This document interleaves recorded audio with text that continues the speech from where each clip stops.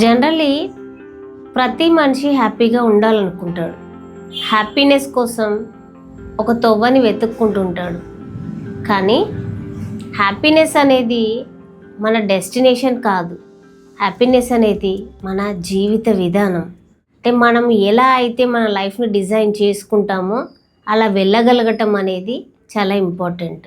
అలా వెళ్ళగలిగితే డెఫినెట్లీ మనం హ్యాపీగా ఉంటాం. కానీ ఇది ఎప్పుడు సాధ్యమా అంటే కాదు. మనం వెళ్ళే దారిలో హ్యాపీనెస్ వెతుక్కోవటం అనేది మోస్ట్ ఇంపార్టెంట్ ఇన్ లైఫ్ అని చెప్పుకోవచ్చు.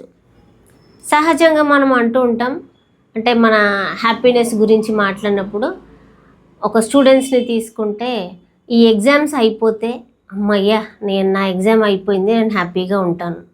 Because he is writing competitive exam, tension ఉంది, స్ట్రెస్ ఉంది, ఇప్పటిదాకా సంతోషంగా ఉండలేకపోతున్నాను ఈ ఎగ్జామ్ వల్ల అనే ఒక ఫీలింగ్ వాడికి ఉంది కాబట్టి ఈ ఎగ్జామ్ అయిపోతే నేను హ్యాపీగా ఉండగలుగుతానని చెప్తాడు. ఇంకో వ్యక్తిని తీసుకోండి, అంటే తన ముందున్న ప్రాబ్లం సాల్వ్ అయితే తను హ్యాపీ అని ఫీల్ అవుతాడు.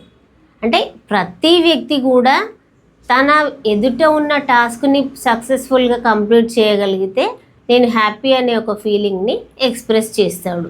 కానీ అది నిజమైన హ్యాపీనెస్సా అంటే there is no way to happiness, happiness is the way అని మనం చెప్పొచ్చు.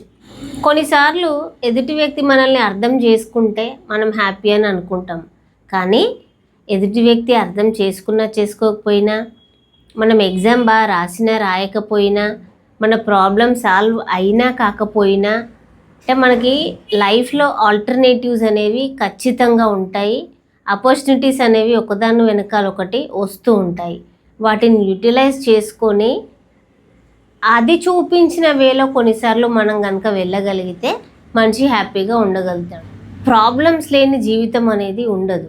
వచ్చిన ప్రతి ప్రాబ్లమ్ని తీసుకొని ఆ ప్రాబ్లంతోటే లైఫ్ ఎండ్ అయిపోయింది అనే ఒక ఫీలింగ్తో కనుక మనిషి ఉంటే వాడు లైఫ్ టైము హ్యాపీగా ఉండలేడు.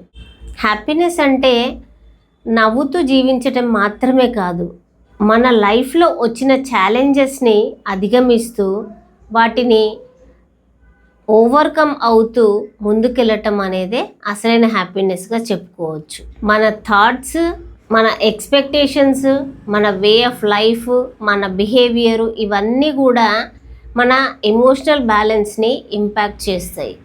మరి ఇవన్నీ ప్రాపర్గా కనుక ఉంటే ఎమోషనల్లీ మనము వెల్ అని చెప్పొచ్చు. అలా ఎమోషనల్ వెల్బీయింగ్ కనుక బాగుంటే ఖచ్చితంగా మనిషి హ్యాపీగా ఉండగలుగుతాడు. ఫైనల్లీ హ్యాపీనెస్ ఎప్పుడు వస్తుంది అని అడగడం కంటే ఈ మూమెంట్ నేను ఎంత హ్యాపీగా ఉన్నాను అనేది ఆలోచించుకోగలిగితే ఆ ఉన్న మూమెంట్ని తను యాజ్ ఇట్ ఈజ్ రిసీవ్ చేసుకొని యాక్సెప్ట్ చేయగలిగితే 100% మనిషి హ్యాపీగా ఉంటాడు. లైఫ్లో హ్యాపీనెస్కి షార్ట్ కట్ ఉండకపోవచ్చు, కానీ హ్యాపీగా జీవించడానికి మాత్రం ఎన్నో వేస్ అనేవి కనపడతాయి. అందుకని లైఫ్ని హ్యాపీగా లీడ్ చేయాలి అంటే ఫస్ట్ లైఫ్ ఎలా ఉన్నా యాక్సెప్టెన్స్ అనేది మనకి చాలా important. So there is no way to happiness, happiness is only the way of life. Thank you.